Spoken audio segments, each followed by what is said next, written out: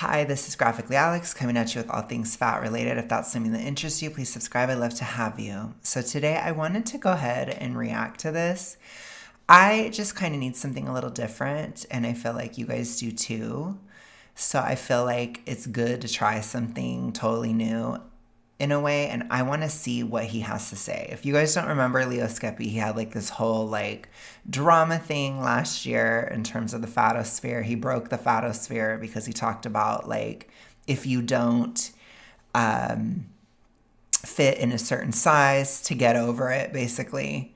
And it upset everybody. And then when he got the backlash, then he totally folded and bowed down and bent the knee to fat acceptance. And it really pissed me off a year ago. So he put this out there like around, it says here a year ago too. I don't know exactly when, but let me see if I can see. Okay, the very end of 2023. So it's been a minute. So yeah, about a year.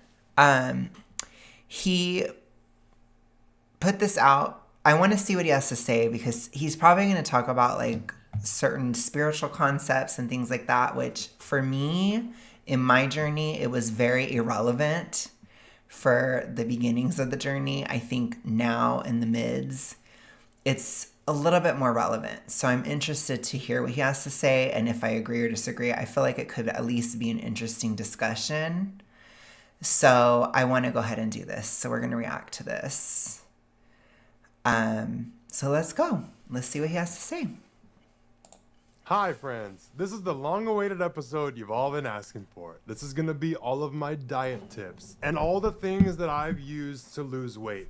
This video is going to be what little me wish he could have found. All the things I've had to learn on my own and listen to these idiots online say that certain things work and certain things. No, I got all the real tricks right here. And one thing before we jump in to all the trigger warning weirdos. We will see. I'm going to see what he has to say. Go. This is not a safe space for you. This is for real life, okay? So unless it's TikTok and fat acceptance get upset, then you'll change. Sorry. Oh gosh, I was supposed to forget. We're supposed to go in fresh. Never mind. I never forget a face. I never forget a face.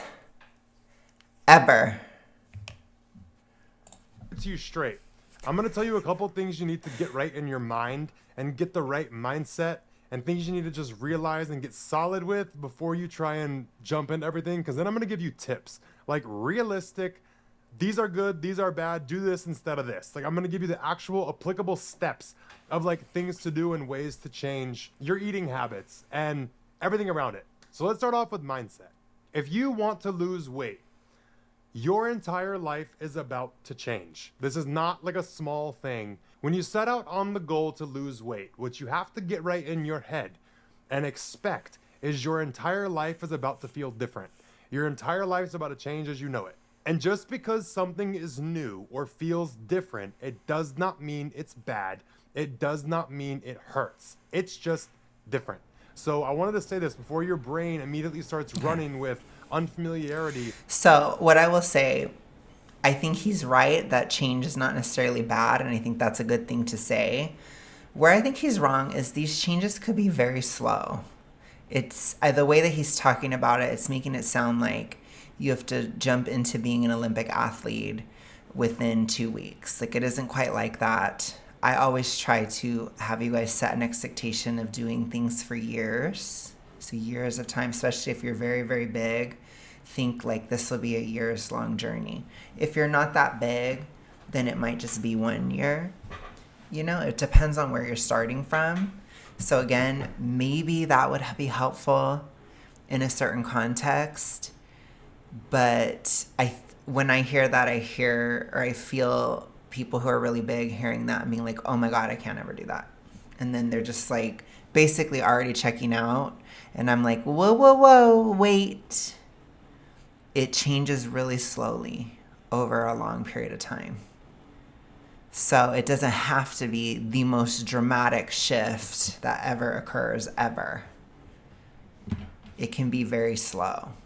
So let's just say that. and thinking it's bad and wanting to resort back to comfort because it's known. That's to be expected. But now you're aware of it. You're one step ahead of your brain. Hey, just because it's new doesn't mean it's bad. We're adjusting to the way that life feels now with these new habits. The next thing I want to say is you need to become aware of the fact that you can feel hungry and not eat. You can choose to not eat even if you feel hungry. That's something that I was trapped in for so long. Like, I acted like I couldn't. And I really was convinced, like, no, I have to eat. I can't stop eating. You can feel hungry and not eat. Same way you can be tired and not sleep. It's a choice. You can fully fight off urges. So yeah, I will say within a certain range. I usually give it like a 3 or a 4 in terms of 1 to 10. If it's beyond a 4, you probably should eat something, a little something.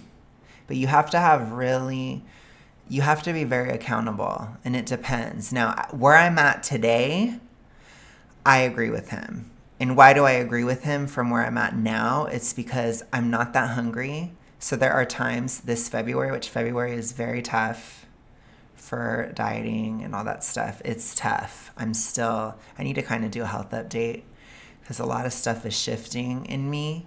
But I have had a bit of a hypo flare up in February. It's a lot. I think like the gym plus the deficit plus the weather, or plus the season, like all of it combined, it's just a lot. And so it's tough for sure. But my hunger is so much less than in previous years. So when he says that to someone like me, where I'm at, which you have to kind of be real with yourself with where you're at, the hunger is not that strong.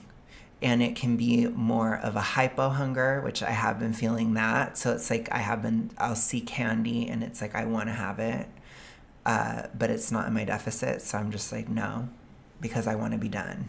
So for me, my current motivation is very much like I want to be done around October, which means that I want to just stay on track. I need to stay on track so that I can be done. I don't want to go into the holidays and have to do all this again. I want to just be done this year. That's my goal. And I think I can. Like I said, I think I've gone far enough. I'm well enough in a hypo way where I can do it. I'm not totally starving or like very, very hungry. I'm not. But there are moments of hunger where it's like, I'm a little bit hungry here. And I think about it, but then I think, no, I don't really have to. I'm okay. So I can understand where he's coming from, but I can also understand where a bigger person is coming from. And in that case, if it's above a 4, you may need to. Because you can't really tell your body to F off with like extreme hunger. There's probably some kind of a reason why you're feeling that way. So you have to kind of balance it out. That doesn't mean that you need to gain a bunch of weight and all that stuff. That's not true necessarily. But when I was super morbidly obese throughout the winters, I would put weight on. I put weight on in 2022, like early 2022. I put weight on in 2023. And I put some weight on in the autumn of 2023, going into like towards November of 2023. And then this year, I barely put any weight on. I don't even think I put that much on. I think most of it is bloat. Because since New Year's, I've lost 17 pounds. I was 273 and I'm now 256. So I was 273 at the start of the year. So some of that is water. So I think I hardly gained anything at all. If I did, it was probably very low. Fat-wise, I really didn't eat that much. I told y'all I didn't. And I gained some muscle because I kept going to the gym in December because I didn't eat in a total deficit. Like I said, for like those 3 weeks or so, I wasn't in a deficit. But that's a lot less than like, I think it was 8 weeks in 2023. So it's very drastic. So Year over year, you can tend to do better anyways. So think of it that way.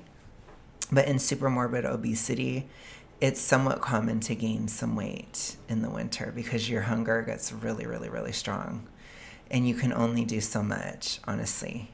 But you just try to hold on to what you have and don't just go totally nuts, basically, or try your best and try to improve each year as you get out of it and further to the goal, and keep swelling in mind and those types of things. But over the spring and summer, you can typically lose a lot easier.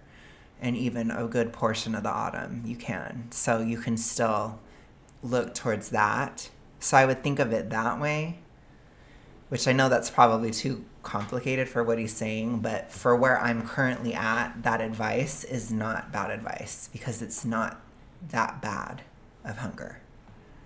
Like I said, I have like a hypo hunger. Like I want candy because my body is like, give me energy. I want energy. And I'm like, no, it's okay. You have energy stores. I'm like, have the freaking seed oil polyunsaturated fat in your fat stores and just deal, as my nails are blue and I have hypo cough and all these things come back and my hair is falling out again. So, but that's like a hypothyroid thing, and it has to do with, again, years of bad eating, all that stuff, and the fact that I'm staying in the deficit. So my body is burning off all those things that I binged over years. So it's like, yeah, you just deal. And eventually the weather will shift, the season will change, my thyroid will be boosted, and I'll get further out of it again, and it'll be easier. So, yeah, I think that's a very complicated way of looking at it, but in a simplistic way, if you're not hypo or you're like me, you're very mild, then it's like, especially compared to where I used to be, then it's like, yeah, I agree with him. But see, there's a lot of asterisk to that statement. So, because in previous years, I had to eat more. I had to.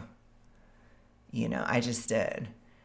But now I really don't. So you have to really assess it and be honest with yourself. Like I said, if I was like, would it be the end of the world if I ate more? No. But what would it do? It would delay. And I don't want to delay. So I'm kind of in a phase where I'm antsy to be done. I'm starting to get antsy. And I'm like, okay, I can set a goal about 8 months. I can be done if I stay on track, if I stay strict. I even have scheduled weeks off where I'm like, okay, I'll take a week off here, a week off there, a week off there. Boom, I have 3 of them throughout the 8 months, and I can be done. I want to be done. So I think that's more where I'm at personally, where I'm like, I want to be done, like, period.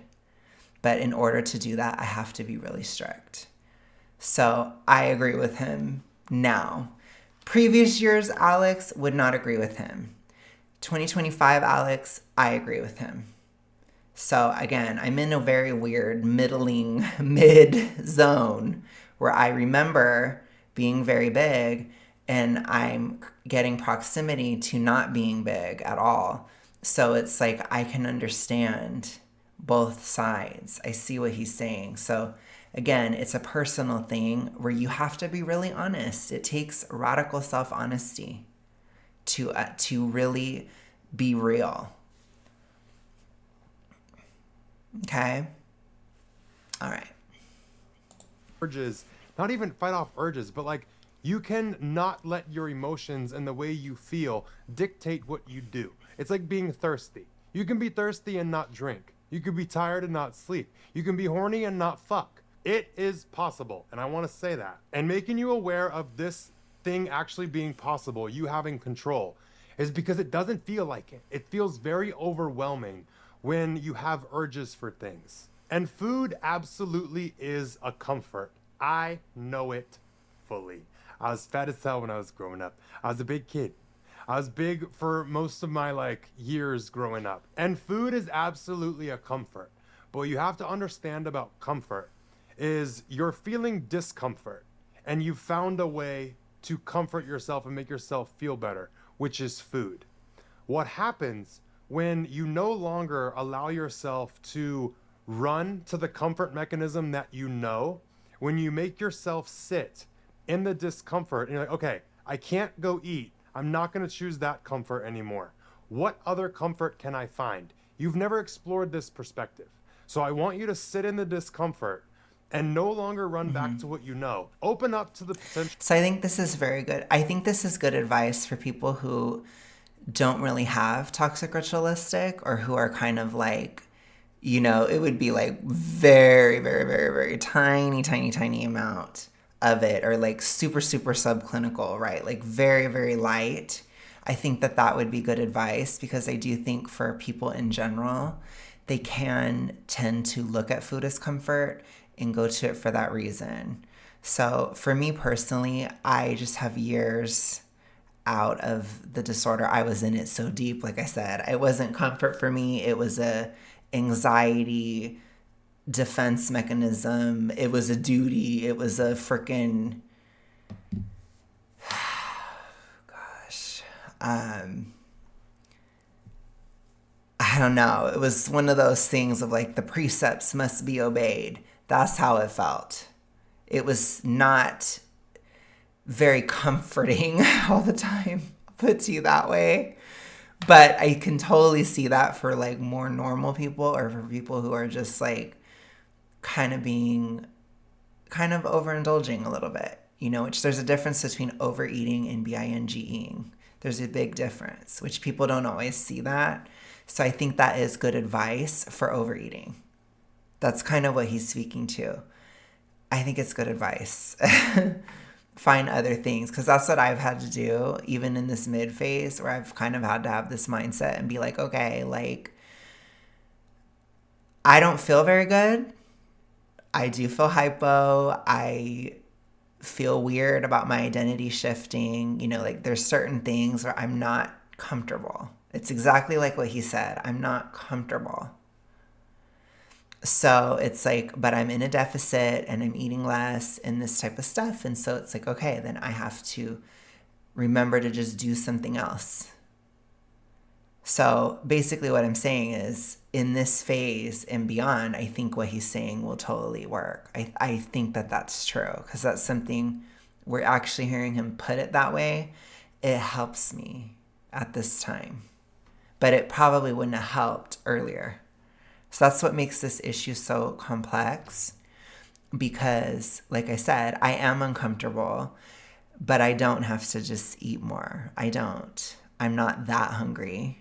It's more of a discipline thing. It's been that way since the small fat era, since the brat era. It's been mostly discipline. And the discipline is actually getting easier as the dopamine issues I've had are resolving or getting better. So that is one thing. It's continued to get better to where now I don't have to be in constant motion in order to stay motivated. But that leaves me with more open time and an identity change, where it's kind of like, oh, okay, I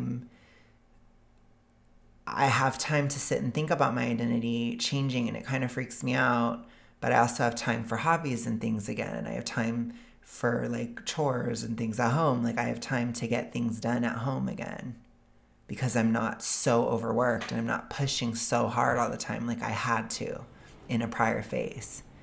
So it's like this, I think, more stillness in this mid zone. I think it could be something where you could easily eat for comfort, and it could create an issue with your goals. So that's really, I think, where he's coming from. He's trying to help people fulfill their goals. And what is my goal? To be done sometime in October. And I mean completely done. So after that, when I get to October, my goal or my plan is to go into the maintenance phase, which love that. Frickin' Aubrey has ruined that forever. But to go into the maintenance phase, we'll talk about the maintenance phase a lot on the channel. And I also want to do some body comp work and possibly build some muscle and do certain things. And if I do feel the need to tighten up more, then I will next summer. I'm doing the summer. I'm not ever going to lose again in the winter. I'm done. After this year, I'm done. I'm like, we're going after my birthday. We'll go from August to October or whatever, and I can go hard next year if I want to during that time. I'm not doing it And I'm not doing like these long term. I'm not doing that ever again. If I want to do a cut, then I will. So I can do like an 8-week cut and that's it. But it's like this whole long haul weight loss, I want to be done in October. I am like, so. But anyways, that's kind of my long-term goals, I guess. So I figured we could talk about some things. I feel like this is good. Let me know your guys' long-term goals too. I like to hear it, or I like to see it. Of experiencing new comforts and other things you can do that are comforting. You can absolutely turn to food anytime you want it. It's always there. Are you going to choose it? Or do you want to sit in there and explore other ways to comfort it? Because if you just find one other way to comfort yourself that's not food, let's say if every other time you feel discomfort and you want to eat about it and comfort yourself, if you just 50% of the time, every other time you feel uncomfortable, jump to your new comfort instead of eating, you will lose weight. That's just one thing to get. You don't have to give up the comfort of food forever. You can go back to it. It's always there when you need it. That's your comfort. That's the one that you know. It's consistent. It's there. You do not have to give it up. If your goal is just to lose weight, this is one way to do it. And so I don't know if that would be good advice for somebody with the disorder. I've been very clear on this channel. Very clear. You have to be pretty vicious with those disordered thoughts. You have to be very harsh. You have to understand they have no credence. There's no value in them. They don't make any sense, right? Like you have to really say these things. So I feel like somebody with the disorder could hear him say that, and I can see them really drastically over-exaggerating what he's saying and taking it to a toxic level. But like I said, sometimes advice isn't good for everybody. And that's tough. And that is a tough aspect of this topic because you have to be very, very multifaceted in how you talk about this issue. So I will say that I don't think that's good advice from a disorder mindset. But it's pretty good advice. Like I said, for me at this point, I know, yeah, I can definitely have caramel apples and things like that for Halloween. I can do Thanksgiving stuff. Like if I make it, I can do it because I'll be at maintenance. So I'll be eating 1,000 more calories a day. It's like, it'll be really easy for me to do things like that. So it's like, it's not forever in that sense. So I am in a weird phase of my journey where it's like, it's becoming more of a dieting aspect because certain parts of what I'm doing are going to be temporary and they won't be forever because I can be more loose when I'm maintaining. So again, where I'm at, that's something I can look forward to and I can put away that comfort for now, which is what I'm doing. So like I said, a previous version of me, this would have not have been good advice, but the current version of me, I do think it's good advice still for me. Get it right in your head. The comfort's always there. And you're never going to be able to stop eating. That's the bitch about being a human being. You got to have food to live. And that's why it's one of the hardest addictions to beat or get control over because it's not an addiction, but it can be an obsession, which they can look similar. People can think they're the same thing. So I would say it's not that hard if you actually focus on what it is, which it's an obsession. So if you actually think about the fixation on food, then and like don't do it anymore, then it's a lot easier. Because again, from a disordered mindset, you have to really depend and create a lot more coping mechanisms to have nothing to do with food and not even thinking about it, which that can be hard to even fathom for somebody in the disorder. But let me tell you, I don't really think about food all that often. I think about it when I'm going to eat, but when, like, let's say I've counted my calories, I've had my meals for the day, I know what I'm having, like for the night, I have like a couple cups of milk. I have some non-fat milk for the rest of the night, which it's really late. So I actually did pretty good. Like I saved my calories and I wasn't hungry, or, and I was okay. But it's like, when I think about it, that's all. It's like, got the calories, whatever. I don't think about it anymore. You see? Because I think it's normal to think about food like right before you're going to eat it. Or maybe if you're like planning out your day, but it should be like not that long of time. How many minutes is that? You see what I'm saying? It shouldn't be hours that you're thinking about it. It should be, maybe 1 hour throughout the whole day. Well, there's 24 of them. You see?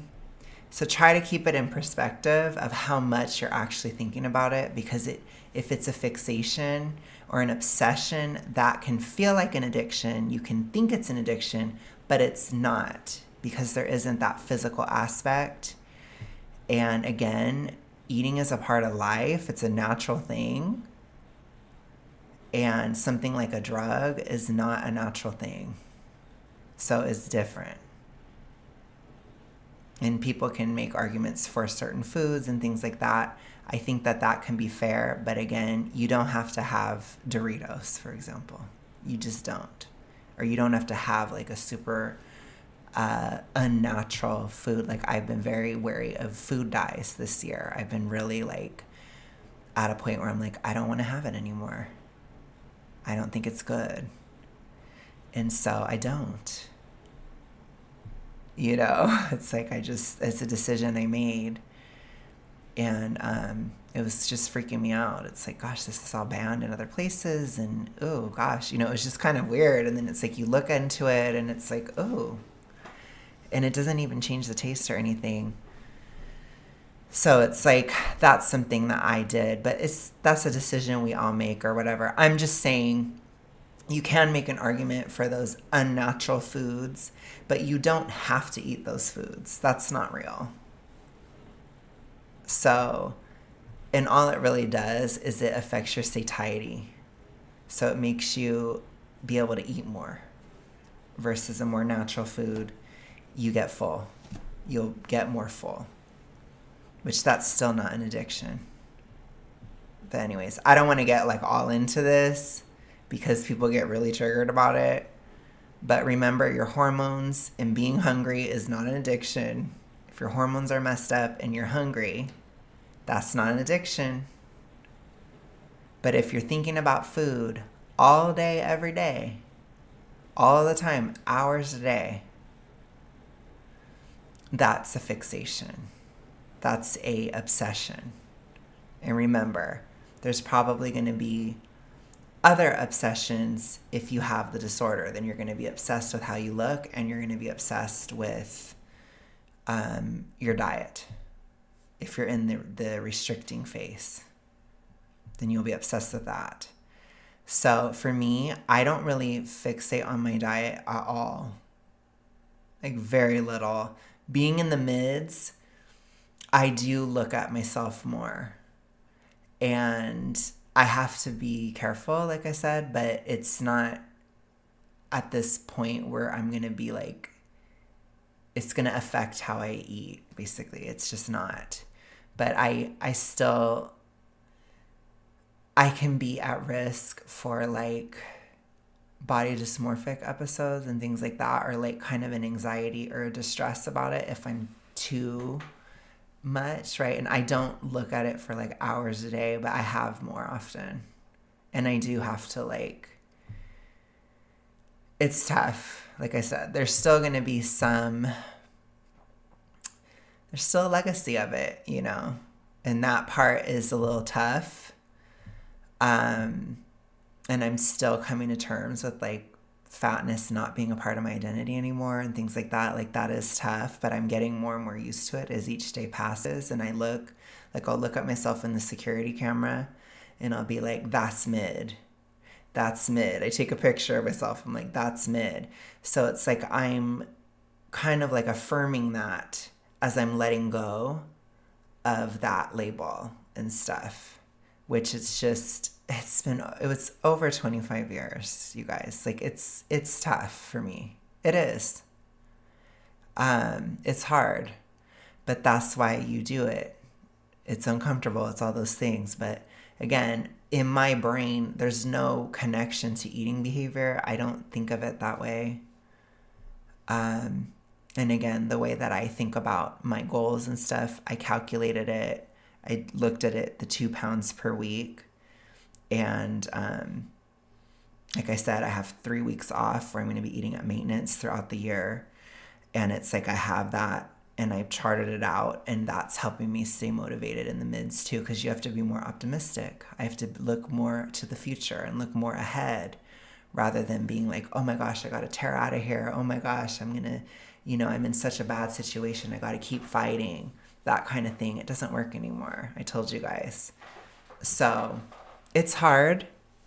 It's still challenging, but the other aspect that's important to mention is physically, my health is so much better than in previous winters and previous years. So it's making it so much easier to do the deficit and stuff, where the struggle is really in the psychological side at this time.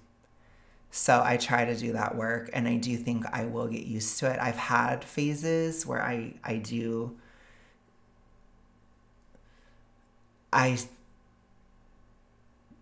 get a little bit too close to being obsessed, I will say. Like, I look at myself a lot. Like, I did that in September as well, kind of as I was getting out of morbid obesity and getting into the small fat zone and stuff. Like, it is weird. It's kind of weird. So I still have that now too. So it's like I'm not totally like I never had an issue or whatever. But in terms of the eating behavior, I don't. So that's kind of where I will say that. So just remember, it's a psychological disorder. And while I don't believe that you have to be stuck in it forever, I don't agree with that. If you were severely in it, there's scars. And like I said, it's kind of like leaving a toxic religion or something, or leaving this, it's like leaving a cult or something. Like, it's really crazy, honestly. So like I said, I have to do a lot of deconstruction still, years. And I'm talking years. It'll be 5 years since I did the behavior in October, and I still have to do it. So while people say, oh, you'll always have these issues, I don't agree with that. But you will, if it was very bad, you do have scars, and you will have work for many years. And remember, it took me 6 years to get out. So I don't want to discount the efforts in recovery, but I don't think it's good to identify with the disorder, especially if you don't have it anymore. And like I said, I haven't done the behavior in almost 5 years. But I still have some residuals, as one of you guys said, or some legacies of it. And the mid phase, I think, was one of those things I was really not wanting to go through when I was in my disorder. So I know that's kind of a lot to kind of dump on you guys, but that's, yeah. Anyways, let's go ahead and continue. A heroin addict can go quit and then live without it. It's going to be hard as hell. But like, imagine you needed heroin to live every day, and you could only take this much. Yeah. So this is, like I said, it's dangerous because this is kind of toxic ritualistic reinforcement, which I don't think he's trying to do that. I don't think he has knowledge of the disorder. I don't think he realizes he's doing that, but that's what he's doing, because it's giving people an excuse. Like I said, somebody within the disorder, they will hear that and they will, they will hear that and they will say, I can't get out of it. It's even harder than an addiction. It's even harder than an addiction. You see? And then they'll look and they'll be like, look, this person couldn't get out of it. That person couldn't get out of an addiction. So that means there's no way I can. That's how people think about it.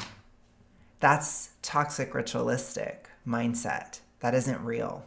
It's delusional.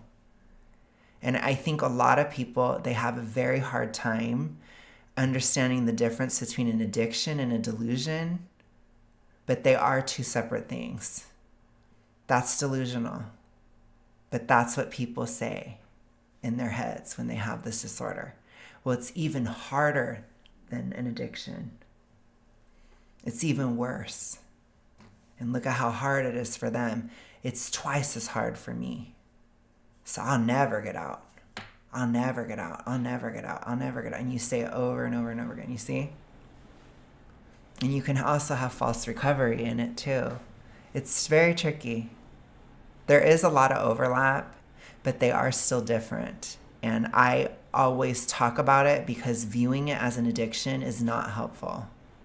You have to view it as just like a bunch of gobbledygook, like chain email logic, Pennywise in the sewers of your mind.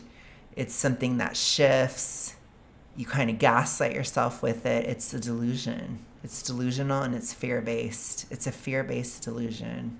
It's a toxic ritual. That's what it is. So you can't, it's like you have to not give it that power over you because it's not real. And like I said in my video, which is in the link below, I said you have to make fun of it like they do at the end of It, those movies, when they make fun of Pennywise and they say that it's a loser and all that crap. You kind of have to do that to the disorder because you have to make it ridiculous in your mind. And that's how it's gone. But like I said, the trauma from being in it, there are scars. There's a legacy of it. It can haunt you. And like I said, really in last year, it felt like losing my religion to be out of it. It was very hard because I felt lost, listless, because in previous years, I was so dead set on my physical recovery because I was in that bad a shape, but I finally wasn't last year. So I could kind of live again. And I felt so lost without it.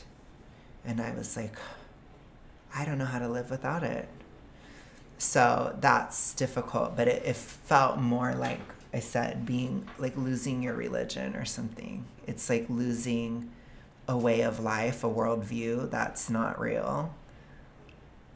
And it's like, how do I move and deal in life without this? And it was very difficult. And for me, that was more of my tortured Mo phase that I talked about. I have videos about it. If you guys are watching that are new, or, you know, you just haven't seen them. I covered it in a lot of different aspects, especially in my health playlist. I have some of those like audios where I was like crying and stuff about like the lack of control in my life because I was finally living and taking risks and doing things and doing stuff. And it was so anxiety inducing, and I had so many options that I didn't have when I was more sick. And it was so scary to me, and I didn't have that disorder anymore. And like I said, I missed it. That's how I knew I didn't have it. Because it's like, it's like you don't believe in it anymore. So you don't have it anymore. So then it's like, I don't know how to live. I don't know how to cope. I don't know how to handle things being out of control. Because remember, it's a control issue. That's all of them. They all have to do with that. And it's very hard for people with the disorder to accept that there are a lot of things in life that we can't control. Doesn't mean we can't control anything, but there's a lot in life that is out of our control. And it was very hard for me to deal with, but I have all that under my belt. And now I just have this kind of like identity thing, which is like a cakewalk compared to what I went through last year. So I don't want you guys to worry about me.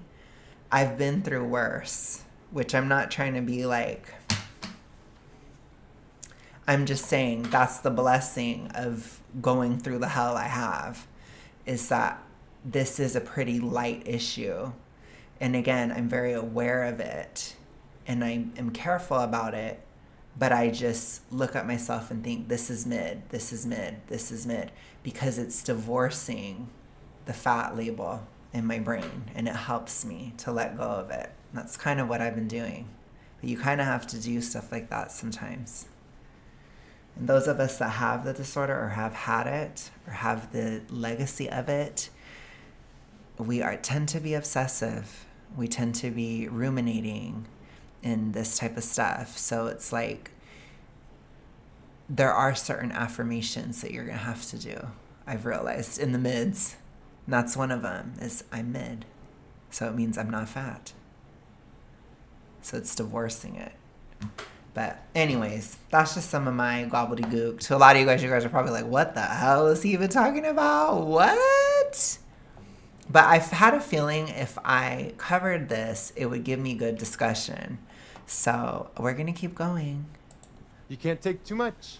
That's what food is. You're literally faced with that all the time. Like, you have to keep eating it. So what I want you to get is like, this is not something that's like forever gone. Like you have to be this way forever. You're allowed to fuck up. You're allowed to resort back to old patterns. But as long as you keep trying to change them and like you can fluctuate back and forth between new comfort and old comfort, and you're gonna see a decrease in the weight. Trust. And one more thing about the point where I said, yeah, I don't think this is helpful from a toxic ritualistic perspective, but I do think that some of that I don't think was even that helpful. It's too, he's getting too nebulous. So I don't even know. Like, I feel like that part probably wasn't good. you can feel hungry and still choose not to eat. The one thing I have to tell myself all the time, it's kind of rough, is you're not gonna die. Like, be for real. Like, when I go in the kitchen and I'm like wanting to eat real bad, like sometimes I have to just check myself and be like, Leo, you're not gonna die. Like, you're fine. You're gonna eat again in the morning, you know? And it's okay to eat. Yeah. But I have to do that now. So I agree with him from the perspective I'm at. when you start eating and you get to that point where you want to keep going and like it's boring. That's one of the biggest things too. Mid is boring. Even when I asked Eric about it, I was like, how was your mid experience? And he was like, it was boring. That's the biggest thing, is it's boring as hell. So again, definitely get your toxic ritualistic work done before the mids, or if you're in the mids, get it done regardless, because boredom is a major trigger within that disorder, which I'm good. Like, I'm fine, but it's just like, it is boring as hell. It really is. Ugh, it's very boring. Like, everything I've told you guys, that's like all the issues I have. Everything else is just like crickets. It's boring. It's like crickets. I don't have anything else to say, you know? It's like, it's not very exciting. So, anyways, you have to deal with the trigger of boredom before you get to the mids, or, like I said, in my opinion, to get out of the mids, because it's very boring. Super boring. To a binge, you're not going to die if you don't binge. That's one thing that helped me a lot when I was binging a lot. That's true. So that's a major one. You won't die if you don't. So that's something I do think toxic ritualistic people need to hear, and they need to understand, and they need to test. Test it. Dare to test it. And see that you won't. So that is a good thing to say. I wish he would have just said that. Got a grip on it. I'm going to do a full podcast episode about binge eating.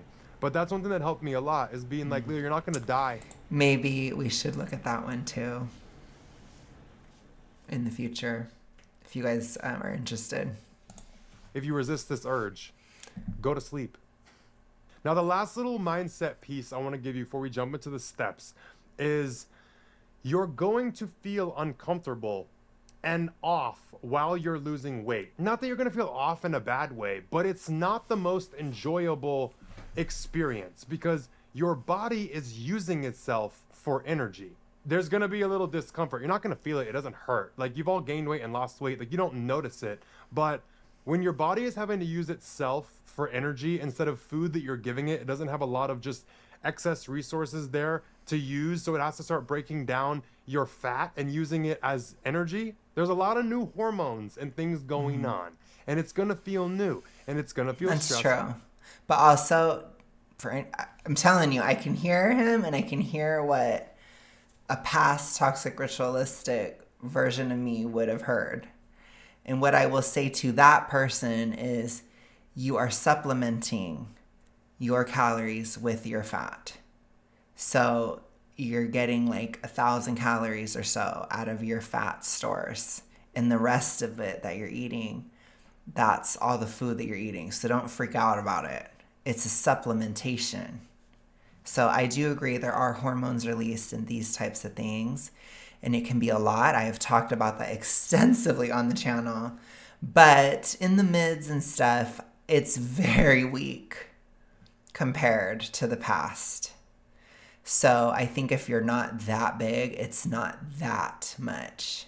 But if you're a little edgy, if you're a little angry, if you're a little sad, right? These little tiny shifts of emotion within a weight loss journey from the mids, I would just not necessarily feel like I'm sad because there has to be some reason, and then look for a reason to be sad. Or I'm anxious, there has to be a reason I'm anxious.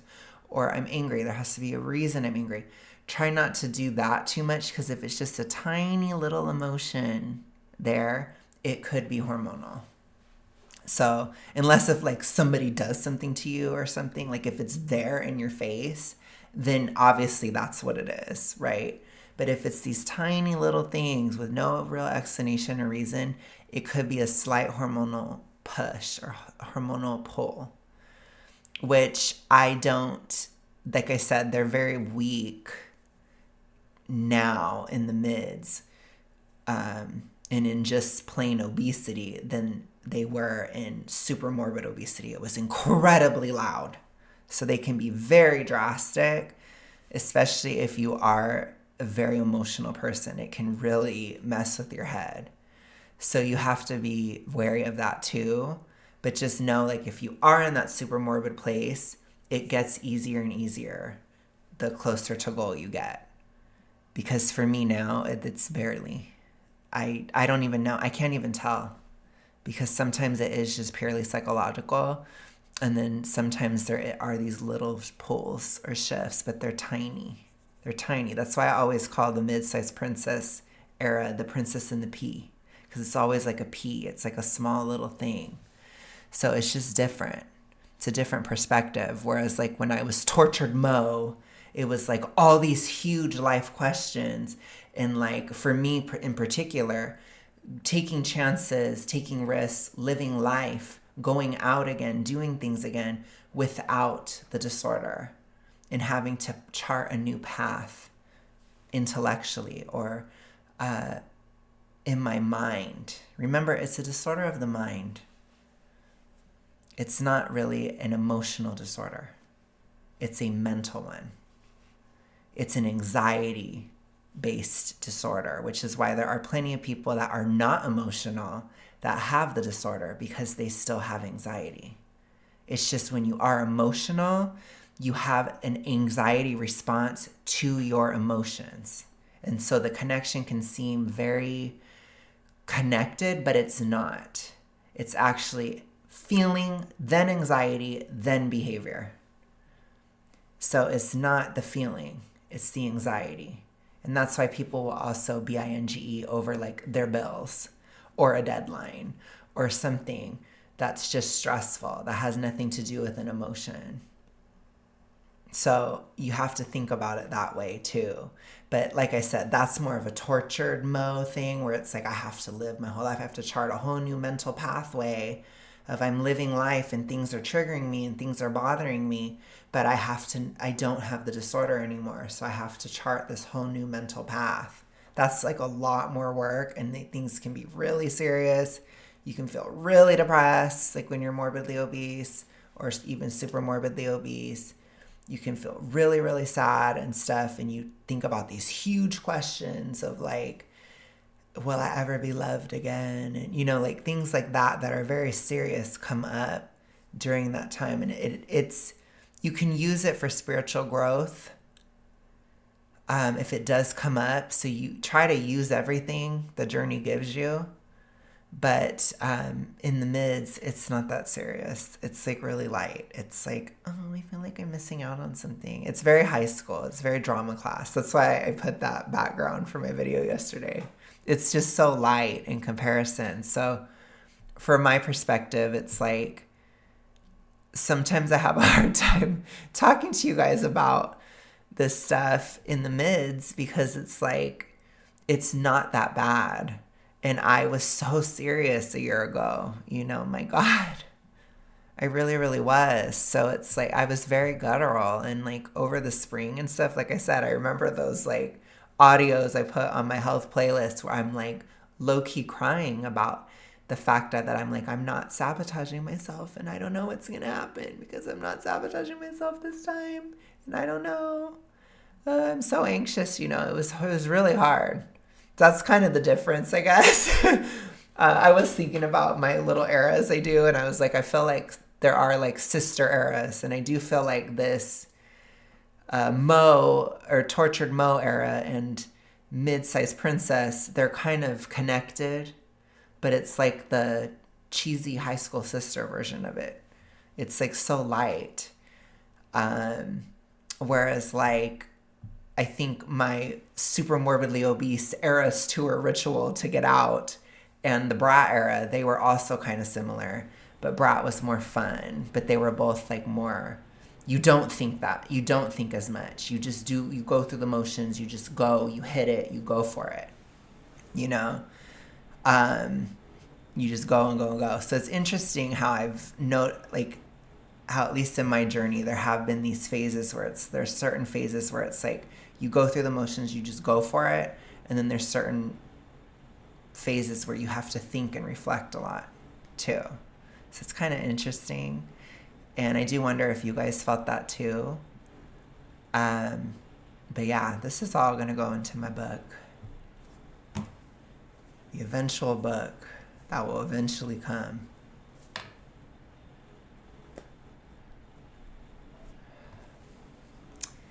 Coming to a bookstore near you, 2027, 2028. No, I'm just kidding. It'll be like probably around then because I still have to do stuff next year because I have to get into the maintenance phase. The maintenance phase. But I love this channel, you guys. And I love y'all because it has really been great for documentation. It's been great. Okay, anyways. And it's going to feel weird. You're going to want to eat. You're going to have like weird thoughts and your mind will like play with you a little bit, but just understanding your body is using itself for energy instead of having excess food around. There's a lot of things going to be going on inside you, especially hormonally and emotionally, like mentally. It's going to feel off. It's going to feel weird. It's not going to be the most enjoyable experience. But I do want to say it's not like the worst thing in the world. I'm just saying this to prepare you mentally. Like, it's not like it hurts. It's not like a weird or a bad thing. It actually feels really good. It's just the mental part of it that I wanted to prepare you for. Now, here's the side. It's kind of like a fast, too, so you can use it to work on things, too. So it's interesting. It's a lot of weight loss is what you make of it. And you can recover in all aspects of life or just one.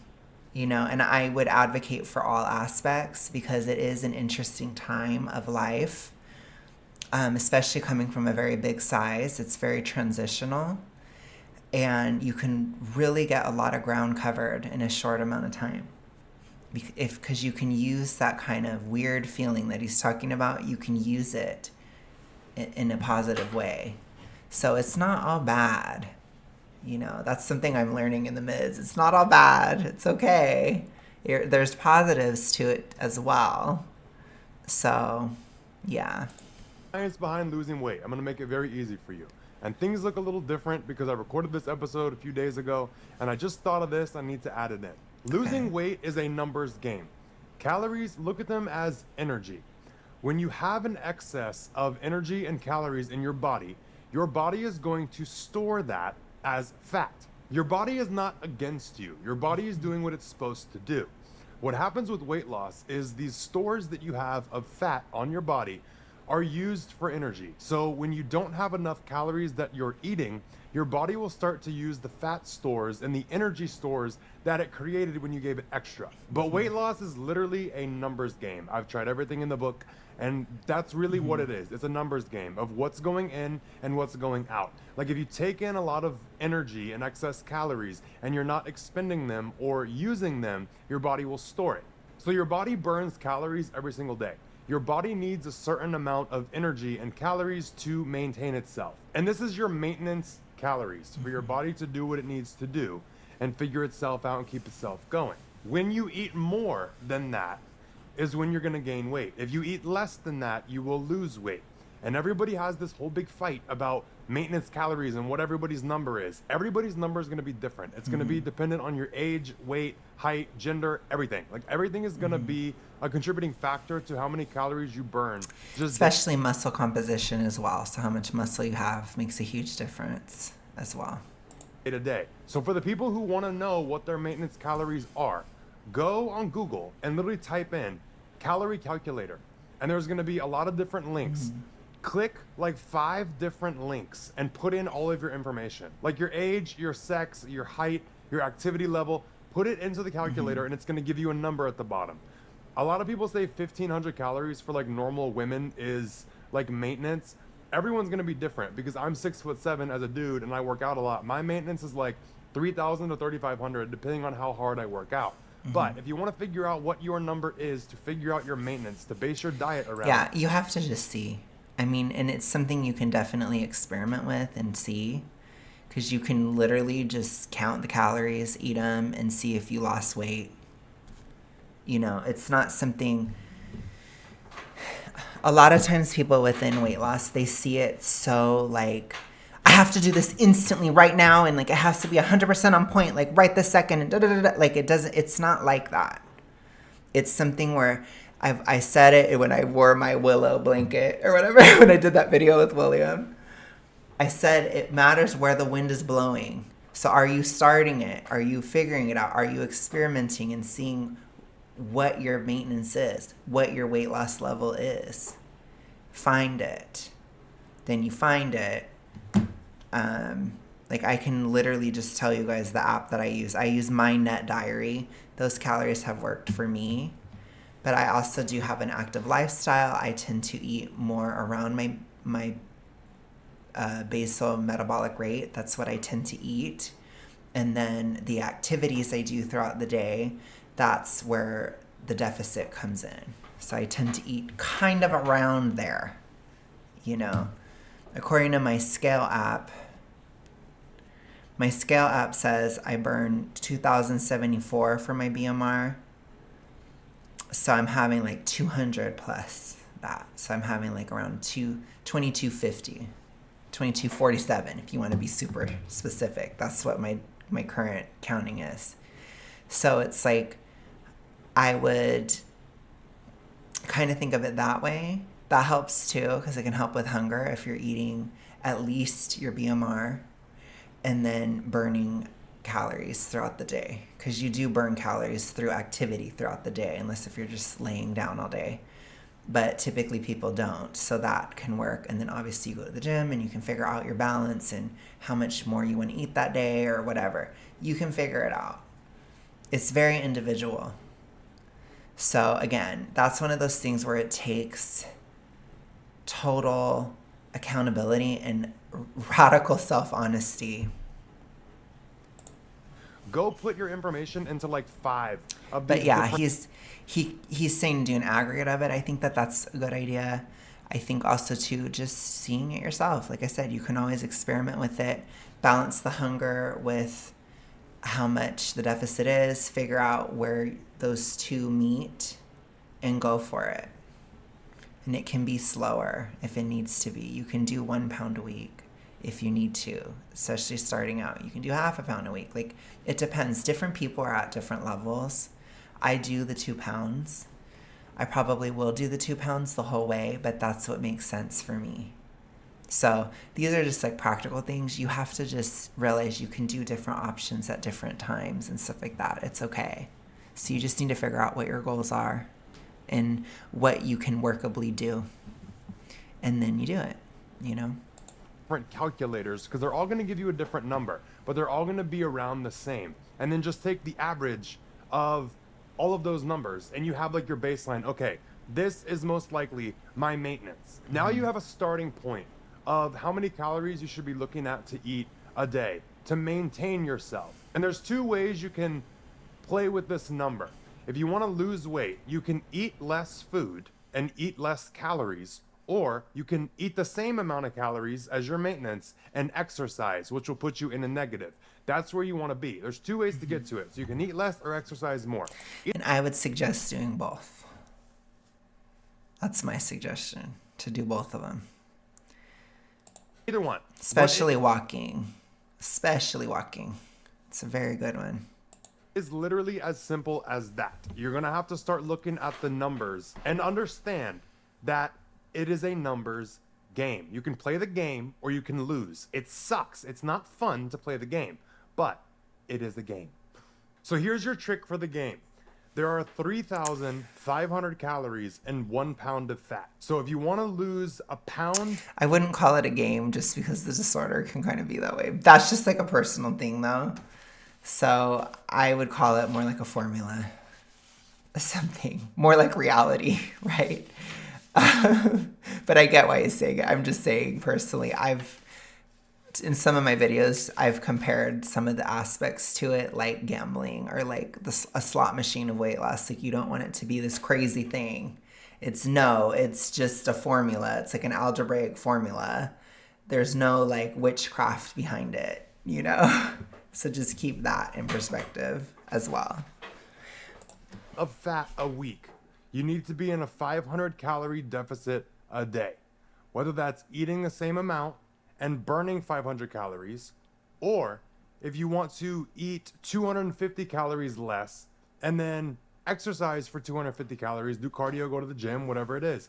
Find a way to get into that deficit. That's how long it takes to lose a pound of fat if you're in a 500 calorie deficit a day. It takes 1 week. That's like the most healthily recommended way to do it. People don't recommend going lower than that, but there are certain times where I have dropped it to like 1,000 calorie deficit. That's typical. I think 2 pounds per week is typical, especially being like super morbidly obese or obese or whatever.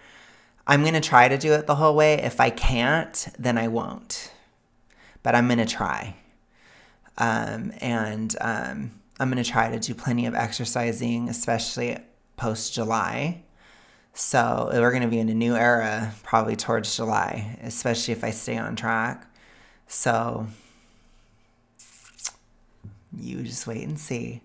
But yeah, because that last time period, it'll be different. I'll put it to you that way, where I'm going to probably go to the gym for cardio and things like that. For now, I'm going to just add another day of full body in the spring, starting when I go to LA on my trip. So that's what I'm planning on the activity side. But yeah, I mean, you have to look at it holistically. So yeah, I get what he's saying. So eating 500 less and doing 500 calories worth of like exercise. There's been times And where just remember, my exercise and all that stuff, it's been building for years. So I would consider myself, I'm not necessarily at an average level of fitness, or like I am at an average level and I want to be more than average. So it's like I'm going to start doing 3 full body days. So that's more than the typical amount of exercising, which is kind of like all your exercise groups twice a week. So I'm doing it 3 times a week.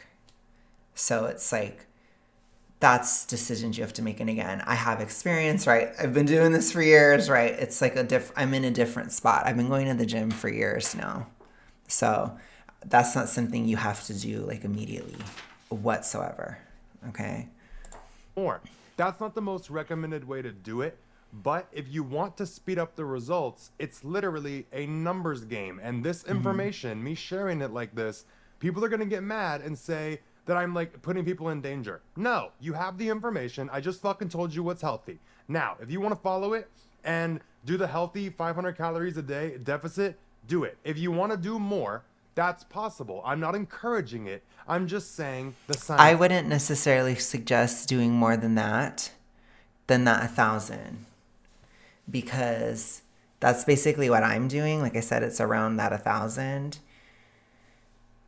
I think if you went beneath that, you'd be getting to like you're eating beneath your BMR, and I don't agree with that. So that's kind of a hard limit that I would advocate for personally. Is you should at least eat your BMR, in my opinion. That is a stance I will take.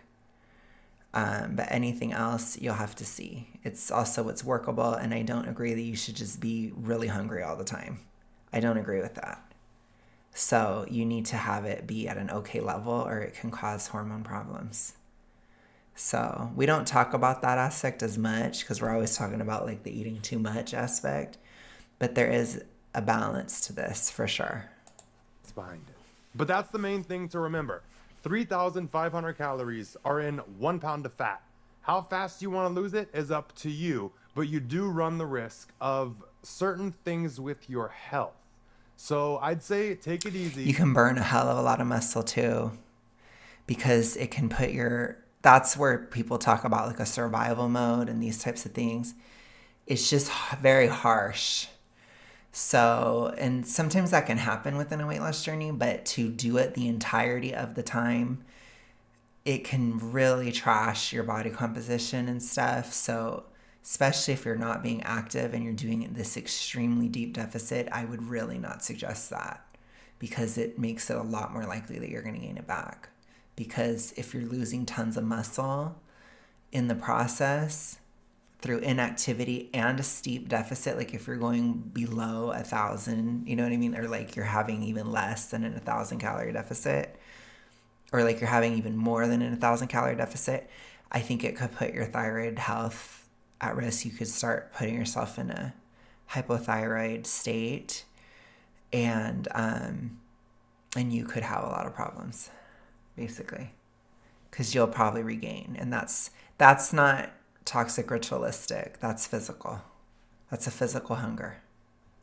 So again, people conflate a lot of things, and that also wouldn't be an addiction. That would be your body's really hungry because you're doing too much. So I always advocate for muscle sparing weight loss. Do your best, because muscle is very protective towards regain. It's super protective, and it's great for long haul. It's a big deal. I'm even considering certain muscle that I need to build this spring, particularly in my ass and my hamstrings and my quads. Those 3 categories I really need to kick up a notch. They're kind of falling behind. And so I'm like, okay, I need to fill in that gap, because those are like metabolic muscles. So it's big. It matters, okay? And start with the 500 calorie deficit. Honestly, try the 250 of eating a little bit less and 250 calories of like burning calories with exercise, and that'll get you on a good road. But losing a pound a week, it might happen faster than you think, because some days you're more active than you realize, and you're not just sitting on your ass all day. I mean, I hope not. Just like working or sitting on the couch or doing anything. Like sometimes you're moving groceries, sometimes you're moving furniture, sometimes you're just like running errands and out running around all day, or you're shopping. But certain days you burn more than other days, so you might be in more of a deficit than you think, and it can happen faster. But that's the main thing to get. 3,500 calories is 1 pound of fat. And one more little piece every day. Okay, we're gonna let him do his little piece, and then we'll end it for this one.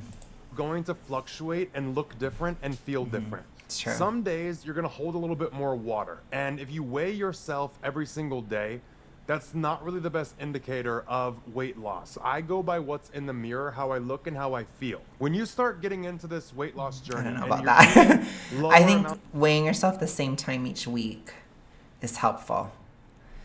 That's what I do. I think that's a good step.